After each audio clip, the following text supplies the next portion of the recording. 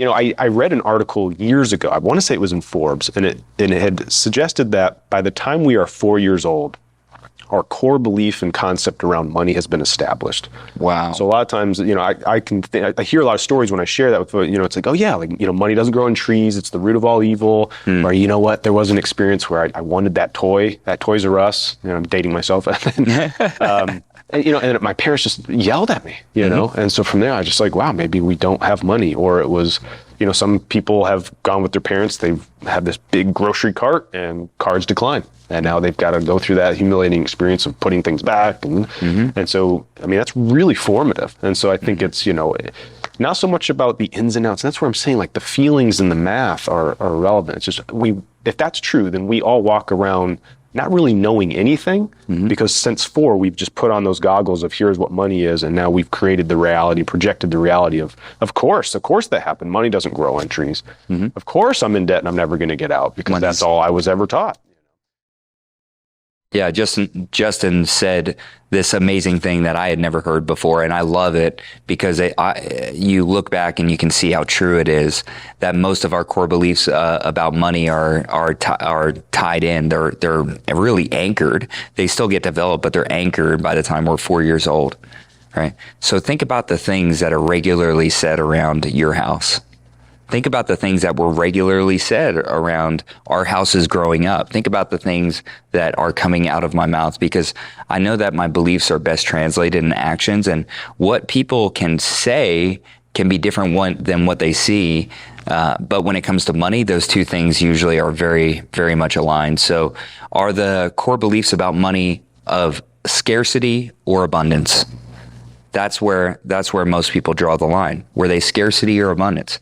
See, my family growing up, we didn't have much, but we still were coming from an abundance mentality.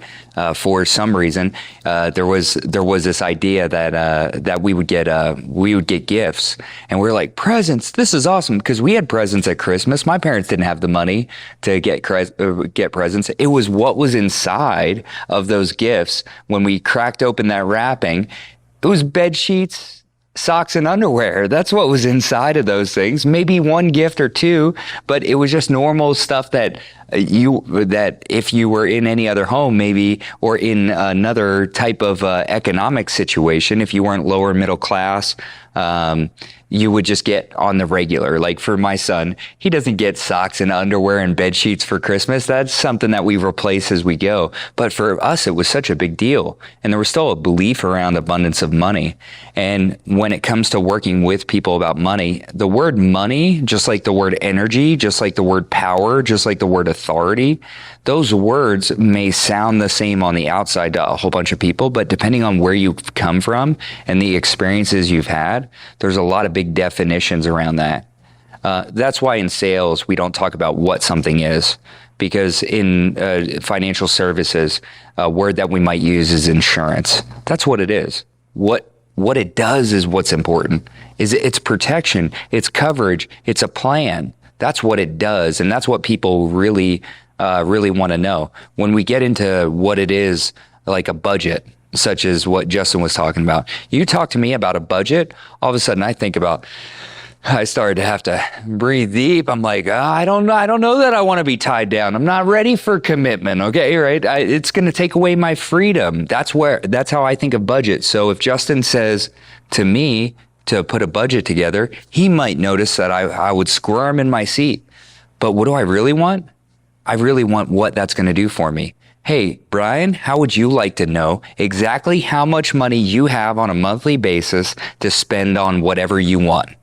Boom, you got me in a budget now, right? How would you like to not have to ever worry about or deal with the stress of money again? Because as Dave Ramsey talks about, you're telling your money where to go rather than having your money tell you where you can't. It's whether it's a budget, whether it's a schedule, whether it's an investment strategy, Justin was talking a lot about this idea, how we already have some emotional attachments to certain things that we need not have emotional attachments to, right? We might have an emotional well, I want to be invested in the stock market, but I want to be invested in crypto. Why? Because I heard that's a great thing to do because my uncle does it. I've heard about day trading. I've heard about this. It's so important for us to be able to not only voice our concerns. So in the case of a financial planner, a financial professional, in the case of any sales, we give the person room to speak what their concerns are, to tell us about the definitions. When somebody says, I really want insurance, or I really want a car, or I really want a financial plan, or I really want an investment, the first thing somebody should do and say in any of those situations is, tell me more about that. It's always the same. Just say, tell me more about that. What will the average salesperson do? What would the average pharmacist who's writing a prescription, or the mechanic who's willing to throw parts at something do? They're going to say, well, here's what I have right here, and it only costs $39.99, right? That's it. Because they were just waiting for their turn.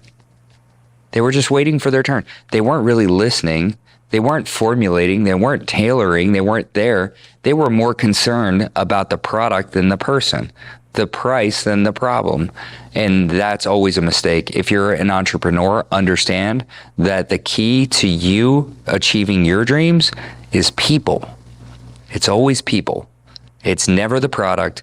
It's never the price. The price is it's going to be what it is, and you can tailor that for some people, but understand what your market is and understand who they are, what they like, the language that they speak, what they mean, and then confirm that by asking them a follow-up question.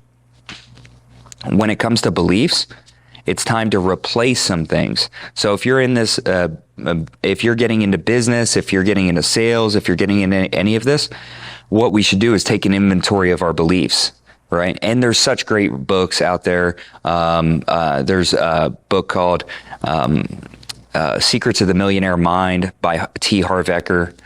There's another book, and somebody write this in the comments who wrote it.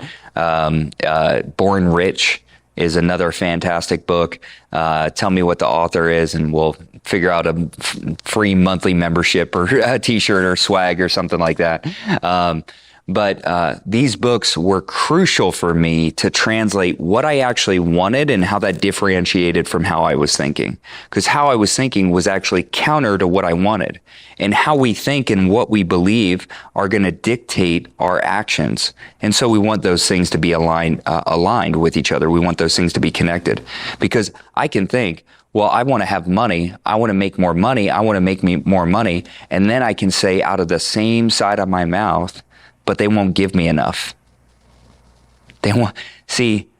My desire may be for more money, but my fundamental understanding of how money moves is problematic.